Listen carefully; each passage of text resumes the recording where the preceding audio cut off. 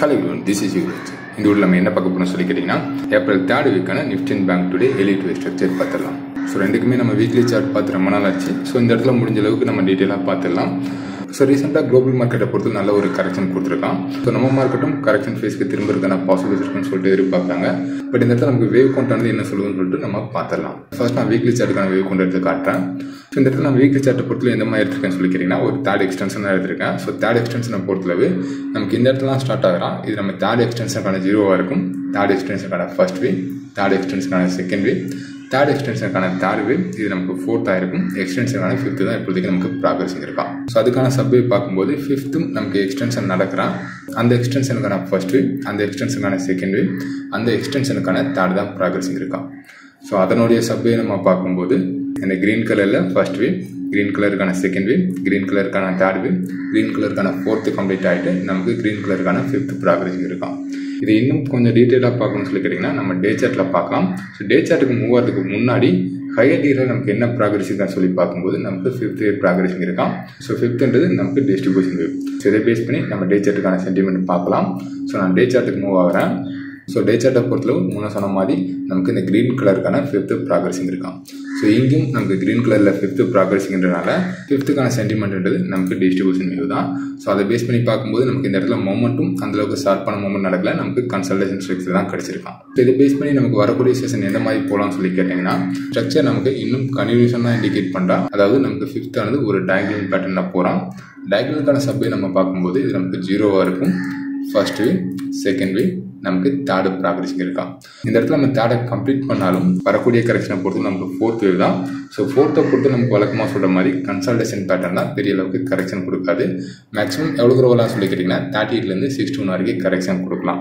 So அந்த மாதிரி நமக்கு கரெக்ஷன் கொடுத்தாலும் அதை ஃபாலோ பண்ணி அகைன் நமக்கு 5th மேலே போகிறதுக்கான பாசிபிலிட்டி இருக்கும்.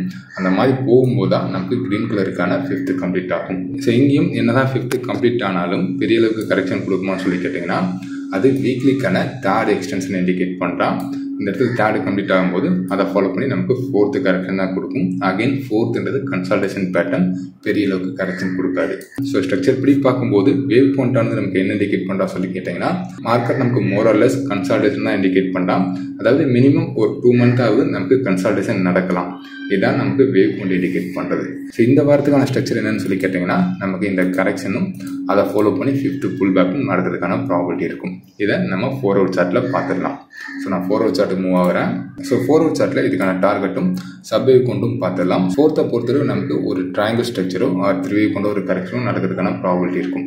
ரீட்ரேஸ்மெண்ட்டை பொறுத்தவரை முன்ன சொன்ன மாதிரி தான் மேக்ஸிமம் நமக்கு 61 வரைக்கும் கரெக்ஷன் கொடுக்கலாம். 61 கட் பண்ணுறதுக்கான பாசிபிலிட்டிஸ் இருக்காது. அதுக்கான ரீட்ரேஸ்மெண்ட்டை பொறுத்தளவு நம்ம இந்த மைனஸ் மீடியா பாட்டத்துக்கும் ரீசெண்டாக ஃபார்ம் ஆன இந்த ஹைக்கும் இருக்கிற மாதிரி இருக்கும்.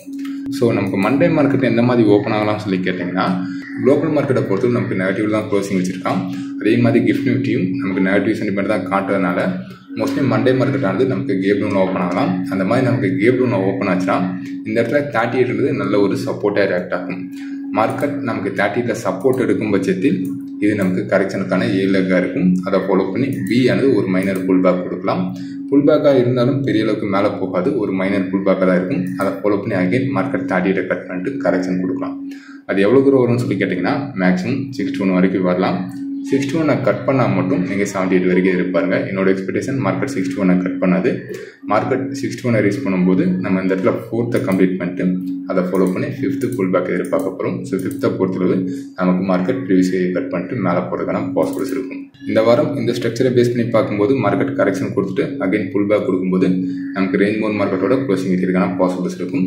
அதே மாதிரி 5th எவ்வளோ தூரம் போகலாம் சொல்லி கேட்டிங்கன்னா மினிமம் 22,905லேருந்து 23,197 வரைக்கும் போகிறதுக்கான பாசிபிலிட்டிஸ் இருக்கும். ஸோ இதுதான் நிஃப்டிக்கான பேசிக் ஸ்ட்ரக்சர். இது இல்லாமல் வேறு என்னென்ன ஸ்ட்ரக்சர் கிடைக்கும்னு சொல்லி கேட்டிங்கன்னா மார்க்கெட் இந்த இடத்துல நமக்கு சப்போர்ட் எடுக்காமல் 78 கட் பண்ணால் மட்டும் அது நமக்கு ரிவர்ஸலாக திரும்புறதுக்கான பாசிபிலிட்டிஸ் இருக்கும். என்னோட சஜஷன் மார்க்கெட் இந்த இடத்துல ரிவர்சல் நடக்கிறதுக்கான பாசிபிலிட்டிஸ் இருக்காது. இன்கேஸ் மார்க்கெட் அந்த மாதிரி ரிவர்சல் கொடுக்குறான்ற பட்சத்தில் உங்களுடைய ரீட்ரேஸ்மெண்ட்டை டயகனல் எங்கே ஸ்டார்ட் ஆகணும் அந்த பாட்டத்துக்கு மாத்திரமா இருக்கும். இதுக்கு மார்க்கெட் எப்போ இந்த சிங்குடைய பாட்டத்தை கட் பண்ணுதோ நம்மளுடைய அடுத்த டார்கெட் 78 இருக்கும்.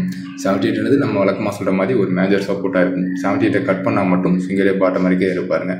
இந்த வேரியேஷன் நடக்கிறதுக்கான பாசிபிலிட்டிஸ் கொஞ்சம் கம்மியாக தான் இருக்கும். இன்கேஸ் நடந்தால் மட்டும் உங்களுடைய டார்கெட்டை 78 வரைக்கும் நீங்கள் எதிர்பார்க்கலாம்.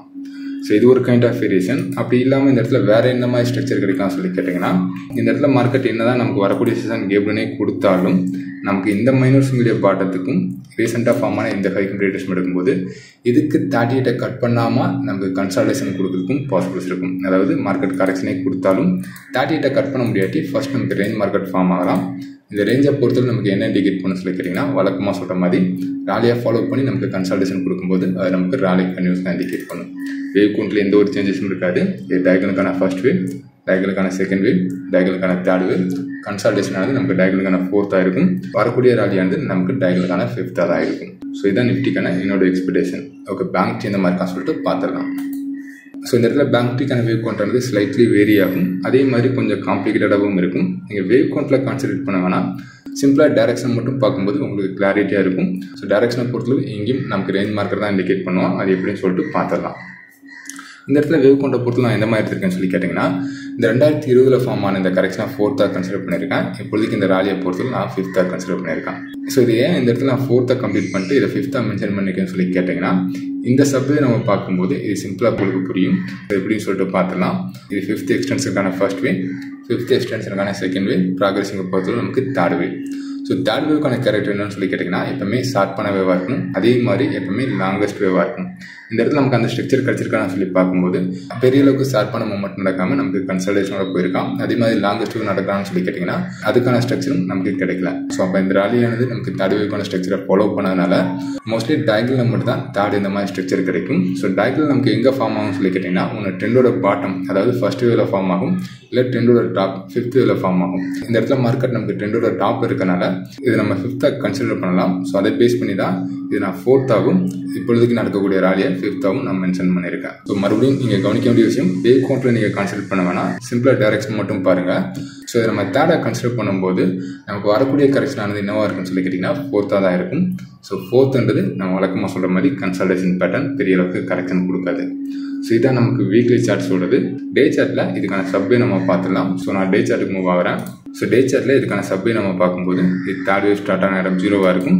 தேர்ட் வேவ்க்கான ஃபர்ஸ்ட் வேவ், தேர்ட் வேவ்க்கான செகண்ட் வேவ், தேர்ட் வேவ்க்கான தேர்ட் வேவ், தேர்ட் வேவ்க்கான 4th வேவ், இது நமக்கு 5th இருக்கும். ஸோ இந்த மாதிரி நமக்கு 5 ஸ்ட்ரக்சர் கம்ப்ளீட் ஆகும்போது இந்த இடத்துல நம்ம தேர்ட் வேவ் கம்ப்ளீட் பண்ணுற மாதிரி இருக்கும். ஸோ நம்ம தேர்டை கம்ப்ளீட் பண்ணோம்னா வரக்கூடிய கரெக்ஷன் ஆனது நமக்கு 4th இருக்கும். ஸோ 4th சப்வே பார்க்கும்போது நமக்கு 3 வேவ் ஸ்ட்ரக்சர். ஸோ அந்த 3 வேவ் பொறுத்தவரை இந்த இடத்துல நமக்கு எந்த மாதிரி போயிருக்கான்னு சொல்லி பார்க்கும்போது நமக்கு ப்ரீவியஸ் ஹையை ஆல்ரெடி கட் பண்ணியிருக்கான். கரெக்ஷனை பொறுத்தவரை மோஸ்ட்லி ப்ரீவியஸ் ஹையை கட் பண்ணாது. அந்த மாதிரி கட் பண்ணிச்சுன்னா நம்ம என்ன வேரியேஷனில் கொண்டு போகணும்னு சொல்லி கேட்டிங்கன்னா ஃப்ளாட் வேரியேஷனில் கொண்டு போகிற மாதிரி இருக்கும். ஸோ ஃப்ளாட்டை பொறுத்தவரை தான் கரெக்ஷனில் மார்க்கெட் ப்ரீவியஸ் ஹையை கட் பண்ணும். ஸோ இந்த இடத்துல மார்க்கெட் நமக்கு ப்ரீவியஸ் ஹையை கட் பண்ணனால இதை நம்ம ஃப்ளாட்டாக தான் கன்சிடர் பண்ண போகிறோம். ஸோ ஃப்ளாட்டுக்கான சப்வே வந்து 335 ஸ்ட்ரக்சர். அது எந்த மாதிரி நடந்திருக்கான்னு சொல்லிட்டு பார்த்துடலாம். இந்த இடத்துல 335 ஸ்ட்ரக்சரை பொறுத்தளவு இது நமக்கு 0 இருக்கும், இது நமக்கு ஃபர்ஸ்ட் வேவாக இருக்கும், இது நமக்கு செகண்ட் வேவாக இருக்கும், இது நமக்கு தேர்டாக இருக்கும். இந்த இடத்துல தேர்டில் நமக்கு 5 ஸ்ட்ரக்சர் நடந்திருக்குமான்னு சொல்லி கேட்டிங்கன்னா இந்த இடத்துல ப்ராப்பரான 5 ஸ்ட்ரக்சர் நடக்கலை. பட் இருந்தாலும் இது நம்ம ஒரு வேவ் ட்ரங்கேட் பண்ணிட்டு தேர்டாக கன்சிடர் பண்ணலாம். அதை ஃபாலோ பண்ணி நடந்த இந்த புல் பேக் ஆனது அடுத்த 3 வேவ் ஸ்ட்ரக்சருக்கான ஃபர்ஸ்ட் வேவாக இருக்கும், இது செகண்ட் வேவாக இருக்கும், இது நமக்கு தேர்ட் வேவாக இருக்கும். இந்த மாதிரி நமக்கு 3 ஸ்ட்ரக்சர் முடிஞ்சதுன்னா அதை ஃபாலோ பண்ணி நமக்கு 5 வேவ் கொண்ட ஒரு கரெக்ஷன் நடக்கிற மாதிரி இருக்கும். இந்த 5 வேவ் பொறுத்து நமக்கு எவ்வளோ தூரம் போகலாம் சொல்லி கேட்டிங்கன்னா, மினிமம் இந்த மைனஸ் ஸ்விங்க்கு 78 வரைக்கும் வரலாம். மார்க்கெட் 78 கட் பண்ணும்போது நம்ம ஓவரால் ரீட்ரேஸ்மெண்ட் எடுத்துகிட்டு நம்ம 38 அடுத்த டார்கெட்டாக ஃபிக்ஸ் பண்ணலாம். ஸோ ரெண்டுமே நான் எடுத்து காட்டுறேன். அதுக்கு முன்னாடி இதுக்கான ஃபர்ஸ்ட் கன்ஃபர்மேஷன் எந்த மாதிரி இருக்குன்னு சொல்லிட்டு நம்ம பார்த்துக்கலாம். இதுக்கான கன்ஃபர்மேஷன் எந்த மாதிரி இருக்குன்னு சொல்லி கேட்டிங்கன்னா, நீங்கள் இந்த மைனர் லைக்குடைய பாடத்துக்கும் ரீசெண்டாக ஃபார்ம் ஆன இந்த ஹைக்கும் ரீட்ரேஸ்மெண்ட் எடுக்கணும். அதை பொறுத்தளவு நம்ம இந்த ஸ்விங்குடைய பாடத்துக்கும் இந்த ஸ்விங்குடைய ஹைக்கும் எடுத்துகிட்டு மார்க்கெட் எப்போ இதுக்கு 38 கட் பண்ணுதோ அதுக்கப்புறம் தான் இது ஃப்ளாட் கரெக்ஷனுக்கான சீலக்காக நம்ம கன்சிடர் பண்ணுற மாதிரி இருக்கும். லேபிள் வேணால் மறுபடியும் பண்ணி காட்டுறேன். லேபிள்ன்றது நமக்கு 0 இருக்கும்.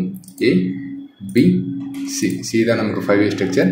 இந்த 5 வேவ் ஸ்ட்ரக்சர் நடக்கும்னு சொல்லி கேட்டிங்கன்னா நம்ம இந்த மைனர் ஸ்விங்குடைய பாடத்துக்கும் ரீசெண்டாக ஃபார்ம் ஆன இந்த ஹைக்கும் ரீட்ரேஸ்மெண்ட் எடுத்துகிட்டு இதுக்கு 38 கட் பண்ணால் மட்டும்தான் இது நம்ம ரிவர்ஸலாக கன்சிடர் பண்ணுற மாதிரி இருக்கும். அந்த மாதிரி இதுக்கு நமக்கு 38 கட் பண்ணிச்சுன்னா ரீட்ரேஸ்மெண்ட்டை 7 கூடிய பாட்டத்துக்கு மாற்றுங்க. இந்த மாதிரி நம்ம ரீட்ரேஸ்மெண்ட்டை மாற்றும் போது நம்மளுடைய இமிடியட் டார்கெட் 38 இருக்கும். 38 கட் பண்ணிச்சுன்னா அடுத்த டார்கெட் 78 இருக்கும். மார்க்கெட் இந்த இடத்துல 78 கட் பண்ணால் மட்டும் ரீட்ரேஸ்மெண்ட்டை ஓவரால் ஸ்விங் எடுக்கிற மாதிரி இருக்கும். ஸோ இந்த ஓவரால் ஸ்விங்கை பொறுத்தளவு நமக்கு இந்த 5 வேவ் ஸ்ட்ரக்சர் எங்கே ஸ்டார்ட் ஆச்சோ அந்த பாட்டத்துக்கும் ரீசெண்டாக ஃபார்ம் ஆன இந்த ஹைக்கும் எடுக்கிற மாதிரி இருக்கும். ரீட்ரேஸ்மெண்ட் எடுக்கிறேன், அதாவது செகண்டுடைய பாட்டத்துக்கும் தேர்டுடைய ஹைக்கும் எடுக்கணும். நீங்கள் இந்த ஹைக்கு எடுக்கக்கூடாது, தேர்ட் வேவ் நம்ம எங்கே கம்ப்ளீட் பண்ணமோ அந்த கைக்கு எடுக்கணும். ப்ரீவியஸில் நமக்கு 23 சப்போர்ட் எடுத்திருக்கான். ஸோ நமக்கு 23 கட் பண்ணும்போது நமக்கு 32 வரைக்கும் வரக்கூடிய கரெக்ஷன் வரலாம். ஸோ இதுதான் நமக்கு பேங்க் நிஃப்டிக்கான பேசிக் ஸ்ட்ரக்சர். ஸோ அப்படி இல்லாமல் இந்த இடத்துலையும் நமக்கு வேரியேஷன் நடக்கலாம். அந்த வேரியேஷன் எந்த மாதிரி நடக்கலாம்னு சொல்லி கேட்டிங்கன்னா, ஃபர்ஸ்ட் வேரியேஷனை பொறுத்தளவு அகைன் நம்ம ரீட்ரேஸ்மெண்ட்டை மைனர் சிங்கிள் பாட்டத்துக்கும் மைனர் சிங்கிள் கைக்கும் எடுக்கிறோம். இதுக்கு மார்க்கெட் கரெக்ஷன் கொடுக்கும்போது 38 கட் பண்ணாட்டி நமக்கு என்ன நடக்கும்னு சொல்லி கேட்டிங்கன்னா, ஒரு கன்சால்டேஷன் நடக்கும். இந்த கன்சால்டேஷன் நமக்கு என்ன இண்டிகேட் பண்ணணும்னு சொல்லி கேட்டிங்கன்னா, வழக்கமாக சொல்கிற மாதிரி அந்த ராலியை ஃபாலோ பண்ணி அகைன் நமக்கு ராலி தான் கொடுக்கும். இந்த மாதிரி போச்சுன்னா நம்ம என்ன பண்ணணும்னு சொல்லி கேட்டிங்கன்னா, இந்த இடத்துல நம்ம தேர்ட் வேவ் கம்ப்ளீட் பண்ணுறதுல எந்த ஒரு சேஞ்சஸும் கிடையாது. பட் ஃபோர்த் வேவ் என்ன பண்ண போகணும்னு சொல்லி கேட்டிங்கன்னா, இமீடியட்டாக இந்த இடத்துல கட் பண்ணிவிட்டு வரக்கூடிய ராலியை 5th கன்சிடர் பண்ணுற மாதிரி இருக்கும். ஸோ அந்த 5th சப் வேவ் பார்க்கும்போது இது ஃபர்ஸ்ட் வேவாக இருக்கும், இது நமக்கு செகண்ட் வேவாக இருக்கும். இந்த ஷார்ப்பான ராலி நமக்கு தேர்டாக இருக்கும். இந்த கன்சல்டேஷன் ஆனது நமக்கு 4th இருக்கும். வரக்கூடிய புல் பேக் ஆனது நமக்கு 5th இருக்கும். ஸோ கிட்டத்தட்ட வேவ் கவுண்ட்டில் எந்த ஒரு சேஞ்சஸும் பண்ண கிடையாது. மார்க்கெட் இந்த மைனர் ரிட்ரேஸ்மெண்ட்டுக்கு 38 கட் பண்ணாட்டி நம்ம தாராளமாக புல்லி சென்டிமெண்ட்டில் இருக்கலாம். ஸோ இது ஒரு கைண்ட் ஆஃப் ரீசன். அப்படி இல்லாமல் மார்க்கெட் இந்த இடத்துல கரெக்ஷனே கொடுக்காம இமீடியட்டாக ப்ரீவியஸ்லேயே கட் பண்ணுற பட்சத்தில் நம்ம இந்த தேர்டை எக்ஸ்டென்ஷன் பண்ணி கொண்டு போகிறோம். அந்த எக்ஸ்டென்ஷனுக்கான லெவலையும் எந்த ஒரு சேஞ்சஸும் கிடையாது. நம்மளுடைய இமீடியட்டாக இருக்கின்றது சப்ளை ஜோனான 49,184 இருக்கும். மார்க்கெட் சப்ளை ஜோனை கட் பண்ணால் மட்டும் ஃபர்தராக நீங்கள் ராலியை இருப்பாருங்க. அதை பொறுத்தளவு 49,781 50,720 வரைக்கும் போகிறதுக்கான ப்ராபபிலிட்டி இருக்கும். ஸோ இதான் இந்த வாரத்துக்கான ஸ்ட்ரக்சர். இந்த வீடியோ டவுட் இருந்தால் கமெண்ட்ஸில் கமெண்ட் பண்ணுங்கள். வரக்கூடிய வீடியோக்குள்ள பார்க்கலாம். Okay, thank you friends.